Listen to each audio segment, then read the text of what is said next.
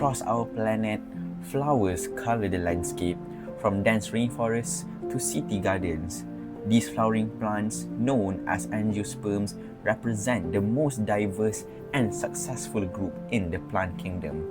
There are over 300,000 species of angiosperms, each sharing one defining trait, which is the ability to produce flowers and fruits. These features allow them to protect and spread their seeds efficiently, ensuring survival across every corner of the earth. From the rice we eat, to the trees that give us shade, and the flowers that brighten our days, angiosperms sustain life on earth. Today, we'll look closely at one remarkable member of this group, the bougainvillea. Bougainvillea belongs to the kingdom Plantae, phylum Tracheophyta, class Magnoliopsida, order Caryophyllales, family Nyctaginaceae, and genus Bougainvillea. The plant was first discovered in Brazil by French explorer Louis Antoine de Bougainville in the 18th century, hence its name. Since then, it has spread across tropical and subtropical regions, thriving in places like Malaysia, where sunlight and warmth are abundant. The bougainvillea thrives in tropical and subtropical climates. It prefers full sunlight, well-drained soil, and tolerates dry conditions, which makes it ideal for Malaysia's weather. It's often planted as a decorative hedge or climbing vine, bringing bursts of colour to public spaces, schools, and homes. Because of its resilience and minimal water needs, it's a popular choice in landscaping across the world. Like other angiosperms, bougainvillea reproduces through flowers and seeds. Pollination occurs when insects transfer pollen from one flower to another, leading to fertilization. The ovary develops into a fruit containing seeds. However, most gardeners use stem cuttings for propagation as they grow faster and maintain the desired traits. This combination of natural and artificial reproduction makes bougainvillea both adaptable and easy to cultivate. Bougainvillea also contributes to ecosystems by supporting pollinators like bees and butterflies. Its dense vines also provide shelter for small animals. Culturally, it symbolizes peace, welcome, and passion in many parts of the world. Its long-lasting blooms often decorate festivals, weddings, and homes. Beyond beauty, bougainvillea holds medicinal properties. In traditional medicine, its flowers and leaves are used to treat coughs, sore throats, diarrhea, and even control blood sugar. Scientific studies have shown that it contains antioxidant and antimicrobial compounds which may help prevent infections and reduce inflammation. Economically, bougainvillea plays a major role in the ornamental plant trade, exported globally for landscaping and garden design. Bougainvillea is a shining example of how angiosperms have adapted to thrive in diverse conditions. From its unique flowering mechanism to its ecological and cultural importance, it proves that even the simplest plant can hold deep biological and human value. So the next time you see a bougainvillea, remember, it's not just a pretty plant, it's a resilient survivor, a vital part of our ecosystem, and a proud representative of the vast angiosperm family. I'm Alka Kazim, and thank you for joining me as we explored bougainvillea, the beauty of angiosperms.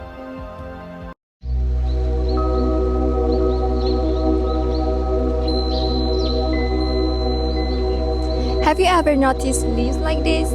Thin, sharp, evergreen all year round. This is the one of the oldest plant groups on Earth, the gymnosperms. Plants are some of the oldest life forms on Earth, and among them, one remarkable group is the gymnosperms. The word gymnosperm means naked seed, because unlike flowering plants, their seeds are exposed on cones instead of being enclosed in fruits. Gymnosperms have been around for more than 300 million years, long before flowering plants appeared. They include pines, firs, cycads, ginkgo, and cypresses. Today, we will focus on one special conifer, Cupressus tuberosa, also called the Himalayan cypress, a tree that carries both ecological importance and cultural value.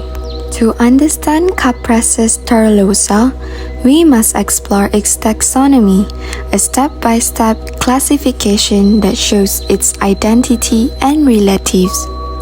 This tree belongs to the kingdom Plantae, the green plants that produce energy through photosynthesis. Within this, it falls under the subkingdom Tracheobionta, or vascular plants which have xylem and phloem to transport water and nutrients. It is placed in the division Pinophyta or Coniferophyta, the cone-bearing seed plants that are among Earth's most ancient lineages. The class Pinopsida includes all living conifers, evergreen, and woody. Within this class, it belongs to the order Pinales, which unites pines, firs, spruces, and cypresses.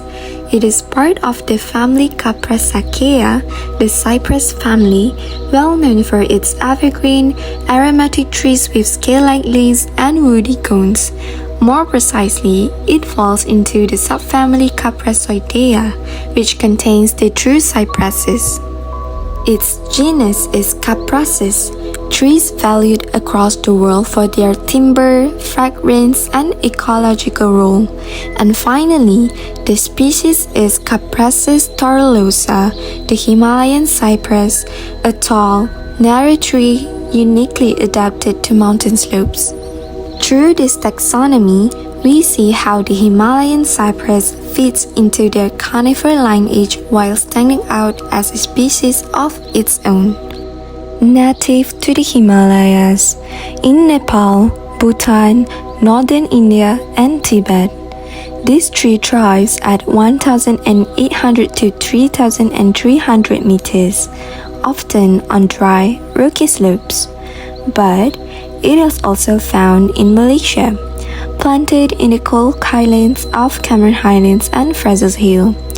But now, you may also find this in Taman Botani Negara Shah Alam and also in front of your houses or even besides the road, where the climate resembles its native range. This shows the adaptability of Cupressus tuberosa beyond its natural home. The life cycle of the Himalayan cypress follows the classic conifer pattern. The visible tree is the sporophyte. Male cones release pollen, which is carried by wind to female cones on the same tree. Fertilization produces seeds inside the woody cones, which take nearly 2 years to mature. Once open, they release wing seeds carried by air to begin new growth. Beyond ecology, Cupressus tuberosa has human value. Its wood is durable and insect resistant, often used in temples and houses. Traditionally, its leaves and cones are used to treat colds, fevers, and skin problems. Modern studies confirm that its essential oils contain antimicrobial and anti-inflammatory compounds. Despite its strength, this tree is not immune to disease. Fungi such as Ceridium cause cypress canker, while others in wet soils can cause root rot. These threats reminds us of the delicate balance in forest health.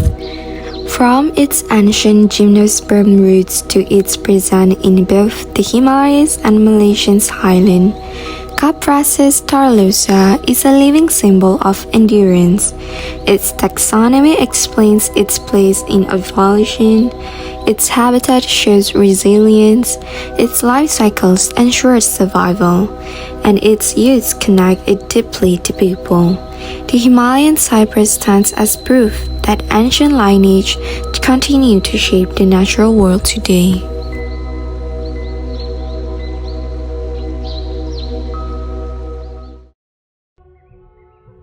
Pteridophyte.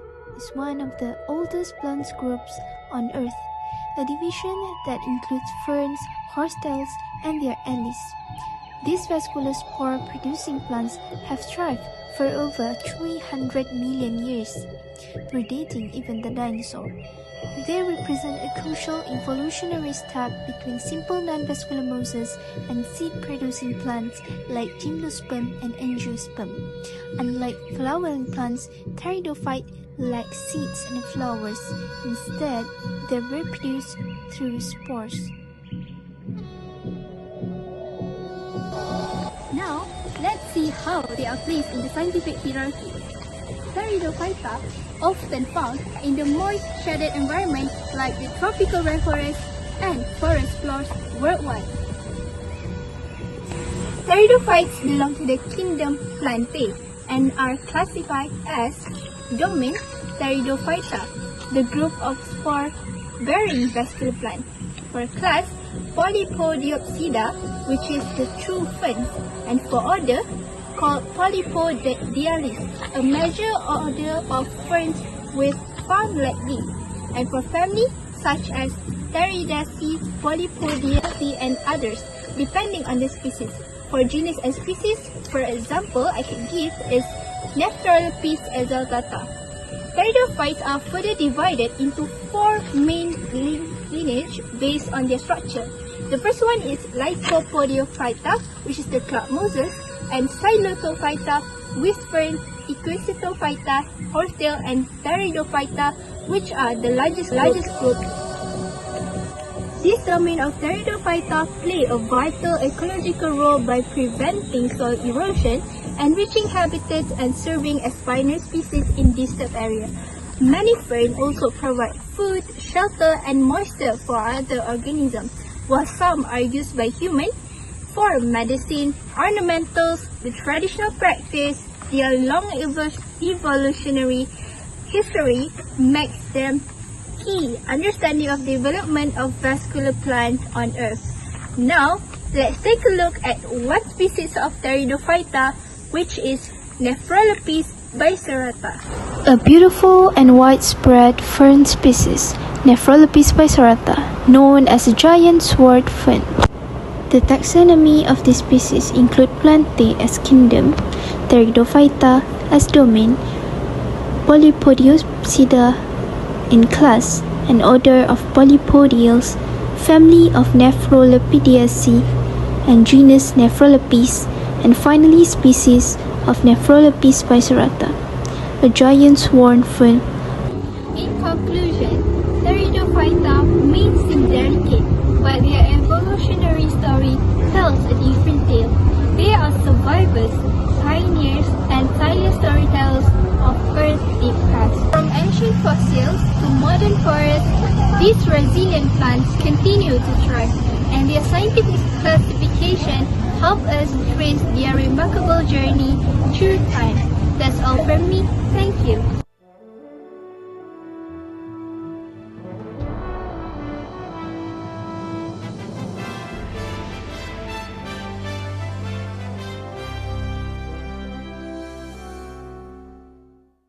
Welcome to today's documentary. We are going to explore phylum Chordata through one of its fascinating members, the climbing perch or ikan puyuh. This freshwater fish is common across Southeast Asia and is a perfect representative of chordates, the group of animals that include fishes, amphibians, reptiles, birds, and mammals. Let's take a look at the scientific classification of the climbing perch or ikan puyuh. It belongs to the kingdom Animalia, which includes all animals. Next, it is placed under the phylum Chordata because it has a backbone and other chordate features. It belongs to the class Actinopterygii, which means it's a ray-finned fish, a group that includes most modern fish species. Its order is Anabantiformes, known for fishes that have a special organ to breathe air.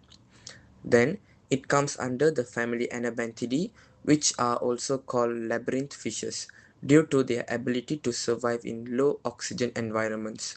The genus is Anabas and the species is Anabas testurinus, commonly known as the climbing perch or ikan puyuh.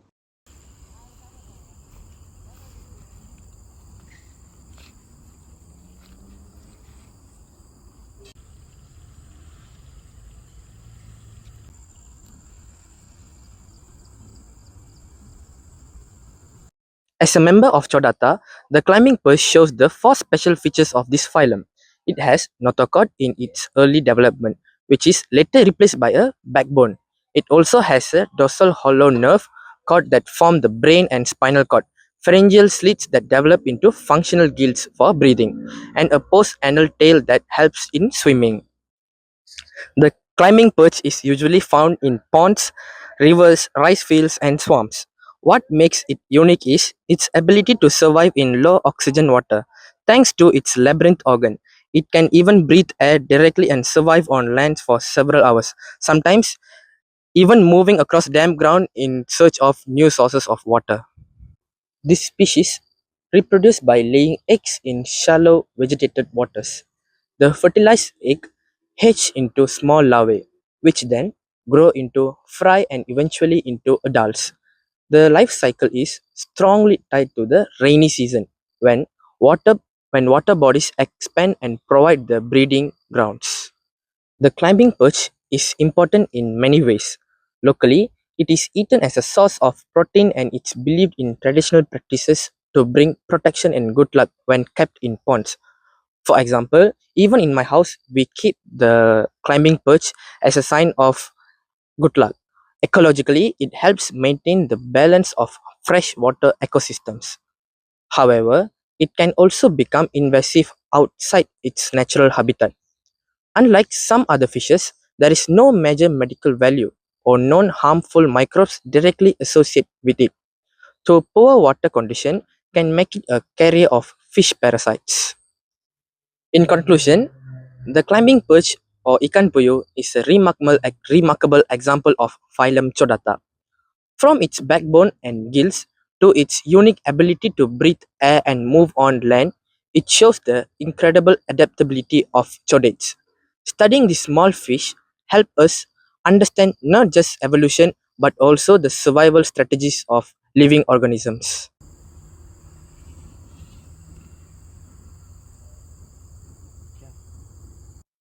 After waiting for a few hours, we were able to catch this climbing perch as known as ikan puyuh by using the worm as a bait.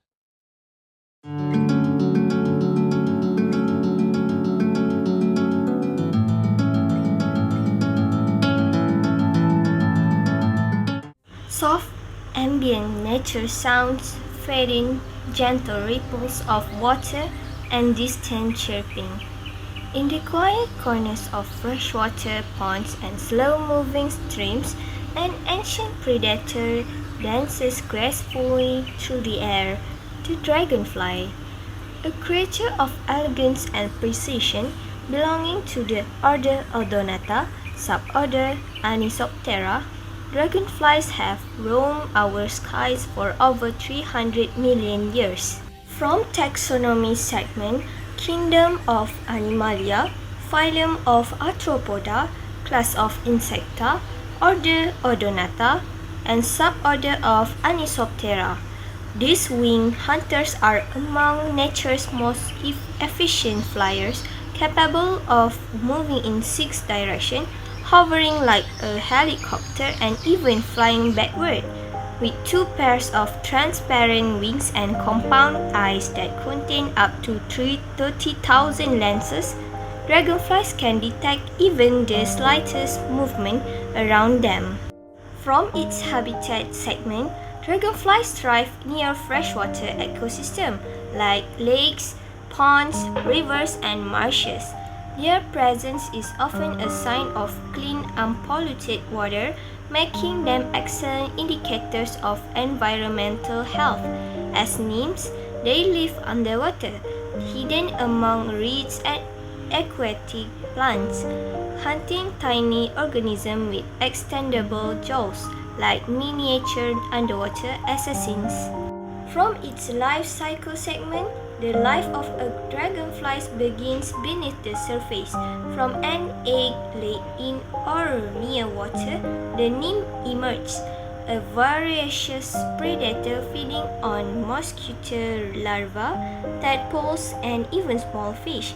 After several molts, the nymph climbs out of the water and transforms, shedding its skin in a breathtaking movement known as emergence. With the rising sun, a new dragonfly takes flight, spreading its delicate wings for the first time. Adult dragonflies only live for a few weeks, but in that short time, they play a vital role in controlling insect population, especially mosquitoes. From its medical value and pathogenic aspects, true dragonflies are not known to transmit diseases. Their ecological role indirectly supports public health by reducing the spread of mosquito-borne illnesses such as dengue and malaria. Interestingly, researchers are studying the antimicrobial properties of dragonflies' wings, which naturally repel bacteria due to their nanostructure. These discoveries could inspire the new medical materials and antibacterial surface in the future. Did you know interesting fact segment of dragonflies can fly up to 60 kilometers per hour, making them one of the fastest insects on Earth. Some species migrate thousands of kilometers across ocean, a remarkable journey for such delicate creatures, and despite their fierce appearance, dragonflies are harmless to humans, symbolizing change, strength, and freedom in many cultures. As the sun sets over the still water, the dragonfly continues its aerial ballet, a timeless reminder of nature's beauty and balance. From predator to protector, from pond to sky, the dragonfly is more than just an insect. It is a story of transformation, resilience, and harmony in motion. Welcome to the world of fungi at Taman Botanic Negara Shahlam Park. Hi! Today I'll be talking about one of the most fascinating groups of organisms, the kingdom fungi. Fungi are neither plants nor animals. They form their own kingdom because they have unique characteristics that set them apart. In this presentation, I will explain their taxonomy, their habitat, their lifestyle, and finally, their medical and economic importance. Taxonomy of kingdom fungi. Fungi belong to the domain Eukarya, which means their cells have nuclei and other complex structures. Within the kingdom fungi, there are several major groups: Zygomycota or zygomycotes, Ascomycotes or sac fungi, Basidiomycotes, Chytridiomycotes. That's all. Bread mold is an example of zygomycotes. A loaf of bread is an example of sac fungi. This group includes mushroom.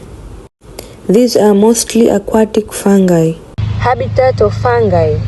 Fungi can live in a wide variety of habitats. Most of them strive in moist, dark, and nutrient-rich environments such as soil, compost, and decaying wood. Some fungi are aquatic and live in freshwater or marine habitats. Others live as parasites on plants, animals, or even humans. There are also fungi that form symbiotic relationships. Life cycle of fungi can be both sexual and asexual. In asexual reproduction, fungi produces spores inside structures such as sporangia or conidia. These spores are released and spread easily by wind, water, or animals. In sexual reproduction, the hyphae of two fungi come together and fuse, forming structures such as zygospores, ascospores, or basidiospores, depending on the type of fungus. An important feature of fungi that is they grow by forming thread-like structures called hyphae, which together make up the mycelium. The mycelium absorbs nutrients from the environment and supports the growth of fungus. This life cycle allows fungi to spread quickly, survive harsh conditions, and colonize many different habitats. The importance of fungi in medicine and economics. On the positive side, fungi are very useful to humans. The most famous example is penicillin, the first antibiotic which was discovered from the mold Penicillium notum. Another example is cyclosporin, a drug from fungi used in organ transplants. Fungi are also essential in the food and beverage industry. Yeast are used in baking, brewing, in winemaking. Mushrooms are cultivated worldwide as a source of food. However, fungi can also be harmful. Pathogenic fungi such as Candida albicans cause yeast infections, while Aspergillus produces aflatoxins, which are toxic and even cancer-causing. Plant pathogenic fungi can damage crops and cause huge agricultural losses. So, fungi are both friends and enemies to humans. They provide us with medicine and food, but they can also cause diseases and destruction. So, depending on the species, the taxonomy will differ at the phylum to species levels, but all fungi belong to kingdom fungi under domain Eukarya. Thank you. That's all from me.